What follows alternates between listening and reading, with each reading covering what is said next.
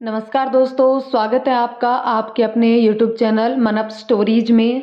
दोस्तों, ये कहानी चल रही है कन्यादान एक सौभाग्य और इसके 8 पार्ट अपलोड हो चुके हैं। ये 9वां पार्ट है।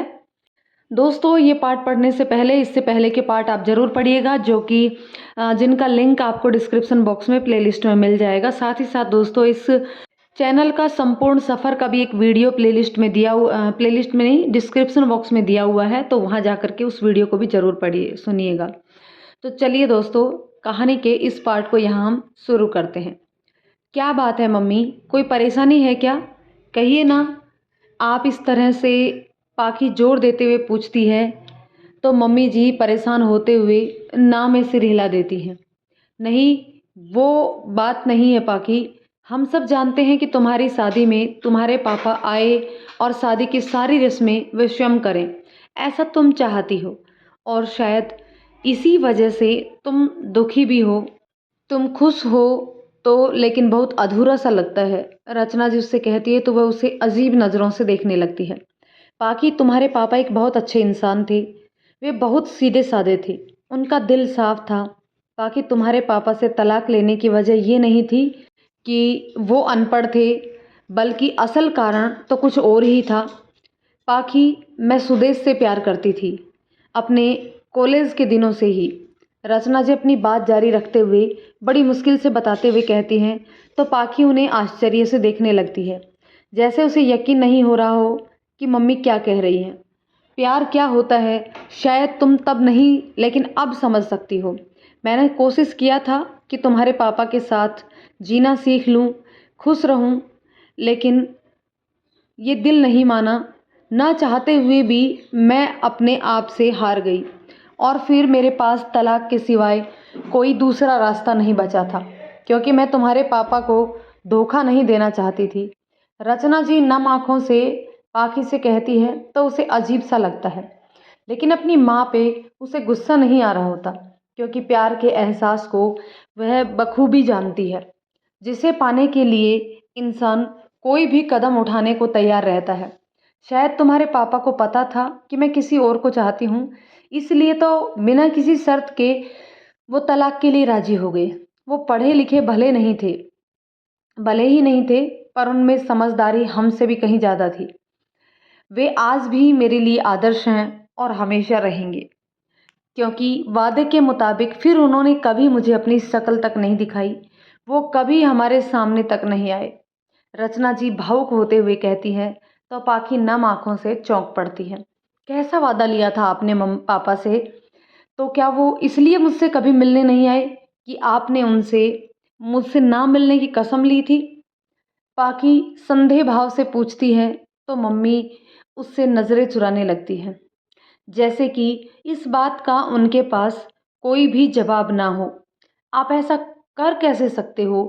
एक इंसान का उसका सब कुछ छीन कर उसे अकेले कर दिया, और उससे वादा भी ले लिया कि वो कभी अपनी बच्ची तक को ना देखे। कम से कम मेरे बारे में तो सोचा होता।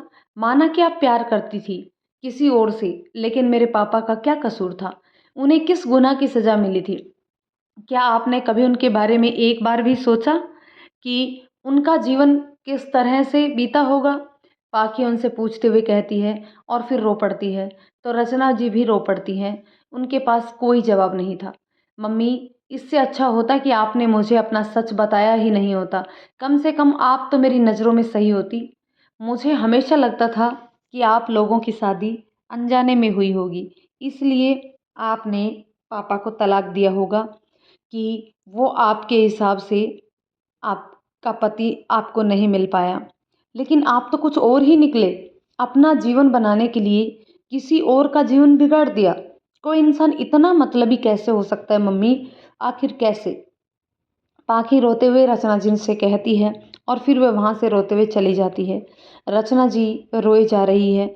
उन्हें अपने किए पे पछतावा हो रहा है। दरवाजे के पीछे खड़े सुदेश जी सब सुन रहे हैं। उन्हें भी दुख हो रहा है, क्योंकि इन सब के पीछे उन्हीं का हाथ था। पाखी कमरे में जाकर फूट फूट कर रोने लगती है। उसे बहुत दुख हो रहा है कि उसके पापा के साथ कितना अन्याय किया गया है। उनके सीधेपन का इस्तेमाल किया गया है। कोई इतना भी लोभी कैसे हो सकता है एक आदमी का कितना फ़ायदा उठाया जा सकता है, लेकिन पापा कभी मुझसे मिलने नहीं आए। कितना बड़ा दिल है पापा का कि पापा कितने महान हैं, जो अपनी पत्नी की खुशी के लिए अपना सब कुछ कुर्बान कर दिए और एक आह तक नहीं की। अब जबकि मेरी शादी हो रही है, तो भी वो आ नहीं सकते हैं। कितना मन करता होगा उनका, कितना तड़पते होंगे वे, कितना रोते होंगे। पाखी रोते हुए अपने आप में सोच रही है। उसे बहुत बुरा लग रहा है अपने पापा के लिए। रचना, तुम रो रही हो? क्या ज़रूरत थी पाखी को सच्चाई बताने की? कल उसकी शादी है, कितना रो रही है वो? सुदेश जी रचना से पूछते हुए कहते हैं, तो वह रोते हुए सुदेश जी के गले से लग जाती है और रोने लगती है। तो मैं क्या करती? मुझसे अब और ये बोझ उठाया नहीं जाता है।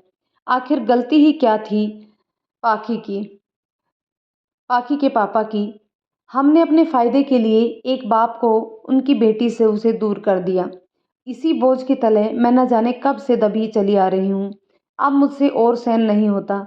जब भी पाखी को दुखी देखती हूँ, तो दुख होता है कि उसका कारण मैं ही हूँ। मैंने ही उसे अपने पिता से दूर किया है। सुदेश, मैं बहुत बुरी हूँ। मैंने उनके साथ बहुत गलत किया है। रचना जी पति के सीने पर सर रखे हुए रोते हुए कहती है। तो सुदेश जी पत्नी के सिर पे हाथ फेरते हुए उन्हें अपनी बाहों में भरे हुए बहला रहे हैं।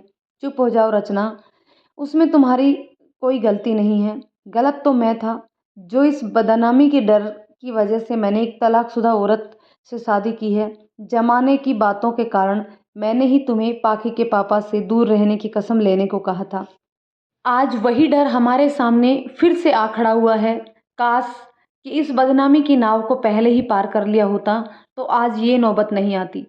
सुदेश जी रचना जी को दिलासा देते हुए कहते हैं, तुम चुप हो जाओ, मैं पाखी को सब सच बता दूंगा, वो तुमसे नाराज नहीं होगी। तुम फिक्र मत करो, कल शादी है और इस बात को अभी भूल जाओ, ठीक है? सुदेश जी रचना को संभालते हुए उनसे कहते हैं। सुबह होती है, रात का अंधेरा छट जाता है। एक नए आगाज के साथ, एक नए जीवन की शुरुआत के साथ पाखी बिस्तर पे पड़ी सो रही है। उसके गाल पर आंसू सूखे हुए हैं। हाथों पे लगी मेहंदी ने अपना रंग छोड़ दिया है। आज उसकी शादी होने वाली है। मम्मी दबे पाँव से पाखी के कमरे में आती है। पाखी को सोया हुआ देखकर उसके पास आती है। फिर प्यार से पाखी के माथे पे हाथ फेरती है और उसे चूम लेती है। उन्हें रोना आ रहा होता है, लेकिन फिर भी वह अपने आप को संभालती हैं और पाखी के कमरे से बैग लेकर बाहर की तरफ सिसकते हुए चली जाती हैं। पाखी आंखें खोलती है, जैसे उसे पता हो कि मम्मी आई थी। तभी मोबाइल पे पूरब का मैसेज आता है, जिसे देखकर पाखी का चेहरा खिल उठता है। इंतजार अब खत्म होने का समय आ चुका है मेरी जानू, पर कुछ लम्हे बहुत लंबे लग रहे हैं। Miss you baby. पाखी मैसेज पढ़कर मुस्कुरा देती है और फिर जवाब में लिखती है, इंतज़ार किया है तो उसका फल भी मीठा ही होगा। देखना, ये कहावत आज सच हो जाएगी।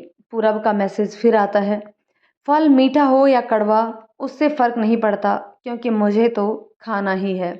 पाखी मैसेज पढ़कर हंस देती है और जवाब में लिखती है, शादी से पहले सब ऐसा ही कहते हैं, फिर बाद में असल प्यार निकल कर सामने आता है। बहुत देखे हैं आप जैसे। पाखी का मन खुशी से झूम रहा है। तभी उसे आभास होता है कि उसके जीवन में क्या दर्द है। उसे कल की बात याद आती है, जिसे सोचकर वह रात भर सो नहीं पाई थी।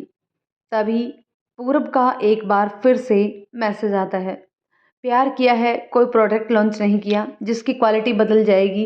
तुम मेरे लिए हमेशा उतनी ही खास रहोगी जितना आज हो। पाखी मैसेज पढ़कर मुस्कुराने की कोशिश करती है, लेकिन उससे नहीं हो पाता। वह समझ जाती है, जब इंसान प्यार में होता है तो उसे सही गलत में फ़र्क समझ में नहीं आता। अगर मम्मी की जगह मैं होती और पापा की जगह पूरब, तो वह क्या करती? किसी इंसान को धोखे में रखने से तो बेहतर यही है कि उससे रिश्ता तोड़कर अपने प्रेमी के साथ रिश्ता रखना, जो कि मम्मी ने भी किया। तो फिर वो गलत कैसे हो सकती हैं? आज मेरी शादी है, किसी से रूठने का नहीं, बल्कि मनाने का दिन है। आज के बाद उसकी पूरी दुनिया बदलने वाली है। जो हो गया वो गुजर गया, उसे तो बदला नहीं जा सकता है ना। अब जो बचा है उसे ही संभाला जाए और जीवन की नई शुरुआत की जाए। मम्मी से नाराज़ या गुस्सा होने की ज़रूरत नहीं है, पाखी मन ही मन सोचती है। तभी किचन से मम्मी की आवाज़ सुनाई देती है।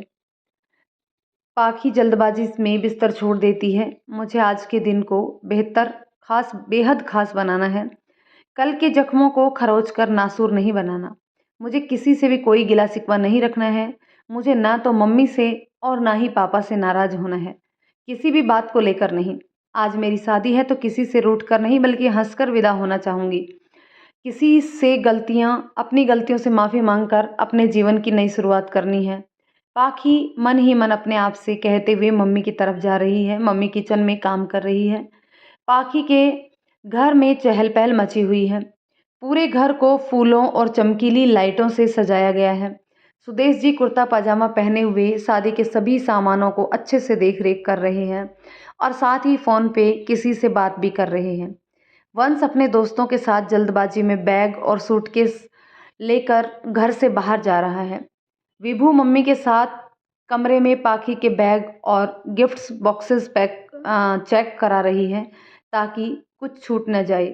पाखी बाथरूम में नहाकर आती है। पाखी मम्मी जी को अपनी खरीदी हुई गुलाबी रंग की साड़ी पहने हुए देखकर खुश हो जाती है। मम्मी ने शादी वाले दिन पाखी की खरीदी साड़ी पहनी हुई है। पाखी बेटा जल्दी से तैयार हो जाओ, फिर तुम और विभू ब्यूटी पार्लर चली जाओ। हम भी मैरिज हॉल के लिए निकलने ही वाले हैं। वहाँ मेहमानों का आना शुरू हो गया होगा। चलो जल्दी करो, समय निकलता जा रहा है। दीदी यार जल्दी से आप तैयार हो जाओ तो मुझे भी घर से निकलने का मौका मिले, नहीं तो मम्मी मुझसे काम करा करा कर मेरी कमर ही तोड़ देंगी। विभू बैग की चैन बंद करते हुए कहती है, जैसे वह बहुत थक चुकी हो। पाखी मुस्कुरा देती है। मम्मी की नज़र अलमारी में रखे कुछ कपड़ों पे जाती है। विभू बेटा एक बार अलमारी भी चेक कर लो, मैं तब तक बाहर देखती हूँ। और हाँ, गांव से भुआ जी आ रही हैं, एक बार उन्हें मैरिज हॉल का पता अच्छे से बता देना, ठीक है। घर की पहली शादी है इसलिए उन्हें ज़्यादा कोई जानकारी भी नहीं है, लेकिन वह बेटी की शादी में कोई कसर नहीं छोड़ना चाहती। तभी वह हॉल में खड़े पति सुदेश से टकरा जाती है। सुदेश जी चौंक पड़ते हैं। रचना जी भी झिझक जाती हैं। फिर दोनों एक दूसरे को देखकर मुस्कुरा देते हैं, जैसे आज का दिन दोनों के लिए किसी परीक्षा से कम न हो। पूरब के घर में मेहमान आ रहे हैं। पूरब के पापा उनका स्वागत सत्कार कर रहे हैं। घर को रंगीन पर्दों से सजाया गया है और फूलों के गुलदस्ते बनाए गए हैं जो बेहद ही सुंदर लग रहे हैं। मम्मी और बहन श्यालू मेहमानों के नाश्ते पानी का इंतजाम कर रहे हैं। पूरब उखड़ा हुआ सा अपने कमरे से आता हुआ किसी से फ़ोन पे बातें कर रहा है। वह गुस्से में लग रहा है। फ़ोन नहीं लगता है तो उसे और भी गुस्सा आता है। फिर वह सबसे नज़रें चुराते हुए बाहर की तरफ जाने लगता है। तभी शालू की नज़र उस पर पड़ जाती है। ओ दूल्हे राजा, कहाँ चल दिए? क्या आपको पता नहीं है कि आपको तैयार भी होना है? कुछ रस्में हैं बेटा, उनसे भाग नहीं सकते हो। शालू मेहमानों के बीच खड़ी पूरब से कहती है तो पूरब दरवाजे के पास गुस्से से रुक जाता है, मगर सबके सामने कुछ कह नहीं पाता। हाँ बेटा, अभी ये कहाँ जा रहे हो? चलो तैयार हो जाओ, कुछ देर बाद बारात लेकर निकलना भी है। नहा लो, आ जाओ। मम्मी पूरब से कहती है तो वह दांत पीस कर रह जाता है। उसे शालू पे बहुत ज़्यादा गुस्सा आ रहा होता है। शालू बड़े उत्सुकता से मुस्कुराते हुए मेहमानों की आवभगत में लगी हुई है। वह भाई की शादी होने से बहुत खुश है। पूरब चलो आओ, देखो तुम्हें भी सजाने आए हैं। बारात जाने से पहले जो रस्में होती हैं उन्हें पूरा करना है। चलो आ जाओ यहाँ। शालू फिर आगे पूरब को गुमसुम खड़ा देख कहती है और मुस्कुरा देती है। बाकी सब भी मुस्कुरा देते हैं, पर पूरब कुछ कह नहीं पाता। वह चुपचाप शालू को घूरते हुए मेहमानों के बीच आकर बैठ जाता है। कितना सुंदर है मेरा लाल, किसी की नज़र ना लगे। एक औरत पूरब की नज़र उतारते हुए कहती है तो सभी मुस्कुरा देती हैं। मम्मी का चेहरा खुशी से चमक उठता है। आज वह बहुत खुश है, और हो भी क्यों ना, बेटे की शादी जो होने वाली है। हर माँ बाप का एक ही सपना होता है कि उनके बच्चों की शादी अच्छे से हो जाए। पाखी अपने कमरे में तैयार होते हुए किसी को फ़ोन लगा रही है। वह आईने के सामने बैठी है मगर फ़ोन नहीं लग रहा। मोबाइल बंद बता रहा है। वह परेशान होने लगती है। काका का फ़ोन क्यों बंद आ रहा है? आज मेरी शादी है। कम से कम आज तो पापा से बात हो जाती, उनके आशीर्वाद तो ले लेती, मगर ये फ़ोन भी तो नहीं लग रहा है। पाखी परेशान होते हुए मन ही मन सोच रही है, दीदी आप अभी तक तैयार नहीं हुई हैं? जल्दी करिए ना, नहीं तो मम्मी आज मुझे जीने नहीं देंगी। फिर कहेंगी बेटा वो चेक कर लो, ये चेक कर लो। विभू बाहर से कमरे में आते हुए कहती है तो पाखी का ध्यान टूटता है। हो तो गई हूँ, देखना, चल जल्दी से चलते हैं। पाखी हड़बड़ाते हुए उससे कहती है और फिर बिस्तर छोड़ देती है ताकि विभू को पता ना चले कि वह क्या सोच रही है। दीदी आज आपकी शादी है और आप इसे आप सजना कहते हो? विभू आश्चर्य से देखते हुए उससे कहती है। तो पाखी आश्चर्य से मुस्कुरा देती है। यार मेकअप तो ब्यूटी पार्लर वाले करेंगे ही ना, तो फिर मैं क्यों अपना टाइम बर्बाद करूं? और वैसे भी ये सब मुझसे नहीं होता। पाखी चुनरी ओढ़ते हुए बेपरवाही से कहती है। तो विभू उसे आश्चर्य से देखे जा रही है कि दीदी कभी बदलने वाली नहीं है। अब चल भी ऐसे मुझे घूर मत, मेरे पूरब को मैं ऐसी ही पसंद हूँ। पाखी विभू के गाल पे हाथ फिराते हुए कहती है और फिर आईने में खुद को देखने लगती है। तो विभू आश्चर्य से मुस्कुरा देती है। बिल्डिंग के बाहर कार में सूटकेस और गिफ्ट बॉक्सेस रखे जा रहे हैं। पाखी का भाई वंश और उसके दोस्त बॉक्सेस को कार में रख रहे हैं। रचना जी सब ध्यान से देख रही हैं। तभी सुदेश आते हैं। सब देख लिया ना, कुछ छूटा तो नहीं है? रचना से पूछते हैं तो वो सब ठीक है, मैंने सब देख लिया है, बस माता रानी सब कुशल मंगल से हो जाने दे, रचना जी सुदेश से कहती हैं। तभी पाखी और विभू आती हैं। दोनों उनकी तरफ देखने लगते हैं। तुम दोनों इस गाड़ी से चली जाओ, तुम्हें ब्यूटी पार्लर छोड़ देंगे, फिर वहाँ से सीधे मैरिज हॉल चले जाएंगी, रचना जी पाखी से कहती है। तो पाखी हाँ में सिर हिलाकर मुस्कुरा देती है और जाकर कार में बैठ जाती है। साथ में विभू भी जल्दबाजी में बैठती है। उसे डर है कि कहीं मम्मी फिर से कोई काम न पकड़ा दे। वह चैन की सांस लेती है तो पाखी की हंसी छूट जाती है। पूरब औरतों के बीच बैठा हुआ है। कुछ औरतें गाना गा रही हैं तो कुछ ढोल बजा रही हैं। कुछ औरतें पूरब को तैयार करने वाली रस्म कर रही हैं। उनके चेहरे हाथ पैर में रुई से तेल लगा रही हैं। सभी के चेहरे खुशी से खिले हुए हैं, मगर पूरब के दिमाग में कुछ चल रहा है। किसी बात को लेकर वह बहुत परेशान है। वह किसी को फ़ोन करना चाहता है मगर वह कुछ कर नहीं पा रहा। बीच सड़क पे कार जा रही है। पीछे बैठी विभू अपने आप को आईने में देख रही है और इतरा रही है। तो पाखी परेशान होते हुए किसी को फ़ोन कर रही है मगर फ़ोन बंद बता रहा है। वह परेशान चिंतित सी हो रही है। उसे समझ में नहीं आ रहा कि अब वह क्या करे। पापा की कोई खबर नहीं मिल रही। उसे रोना आ रहा होता है। मन में अजीबोगरीब ख्याल आ रहे हैं। कहीं पापा को कुछ हो तो नहीं गया होगा। तो फिर काका का फ़ोन बंद क्यों आ रहा है? क्या काका नहीं जानते कि आज मेरी शादी होने वाली है? एक बार तो पापा से बात करा देते। पाखी मन ही मन अपने आप से कह रही है। वह बहुत परेशान सी दिख रही है। तभी विभू की नज़र उस पर पड़ती है। पाखी को उदास परेशान देख विभू समझ जाती है कि दीदी क्या सोच रही है, लेकिन वह भी तो कुछ नहीं कर सकती ना। विभू पाखी का हाथ थाम लेती है। पाखी गीली आंखों से विभू को देखने लगती है तो विभू उसे अपने गले से लगा लेती है। पाखी रोने लगती है।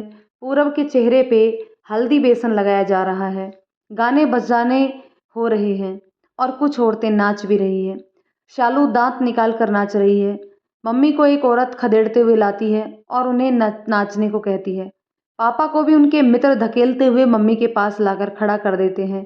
मम्मी शर्मा रही है। फिर पापा दोस्तों के कहने पर नाचने लगते हैं। पूरब का चेहरा भी खिल उठता है। उसे तो यकीन नहीं होता कि पापा नाच रहे हैं। फिर पापा मम्मी का हाथ पकड़कर नाचने लगते हैं। मम्मी जी तो शर्माई जा रही है। सभी के चेहरे पे हंसी की फुलझड़ियाँ खिल रही हैं। शालू झूम झूम के नाच रही है। तुम फिक्र मत करो रचना, सब अच्छे से हो जाएगा, देखना कहीं कोई कमी नहीं होगी। और कौन सा अजनबियों के बीच पाखी की शादी हो रही है, सब अपने ही तो लोग हैं। कार के पीछे वाले सीट पे बैठे सुदेश जी बगल में चिंता में डूबी हुई पत्नी रचना जी से कहते हैं, नहीं वो बात नहीं है, मुझे पाखी के चेहरे पे खुशी नजर नहीं आ रही, जैसे उसके पास सब कुछ होकर भी कुछ ना हो। वह खुश नहीं है। रचना जी दुखी होते हुए पति से कहती हैं तो सुदेश शर्मिंदा सा होने लगता है, जैसे वह अपने आप को दोषी मान रहा हो। काश कि हम पाखी के पापा को बुला पाते, उनसे लिया वादा तोड़ पाती। उनका कितना मन करता होगा ना अपनी बेटी की शादी देखने का, लेकिन मेरी वजह से मेरी ही बेटी की खुशियां अधूरी रह गई। मैं कितनी बुरी हूं ना। रचना जी दुखी होते हुए फिर से कहती हैं और फिर रोने लगती हैं। तो सुदेश जी को बुरा लगता है। नहीं रचना, तुम रो मत, अपने आप को दोषी मत मानो। जो कुछ भी हुआ है उसका जिम्मेदार मैं हूँ, लेकिन अब बहुत देर हो चुकी है, हम कुछ भी नहीं कर सकते हैं। ये सुनकर रचना जी पति के कंधे पे सिर रखकर रोने लगती है। शांत हो जाओ रचना, प्लीज मत रो, सब ठीक हो जाएगा। दोस्तों इस कहानी के इस पार्ट को हम यहीं पे ख़त्म करते हैं। मिलते हैं अगले पार्ट में। तब तक के लिए दोस्तों, कहानी अगर आपको पसंद आती है तो प्लीज़ कहानी को लाइक शेयर करें, चैनल को सब्सक्राइब जरूर कर लें यदि आप चैनल पर नए हैं तो। धन्यवाद दोस्तों।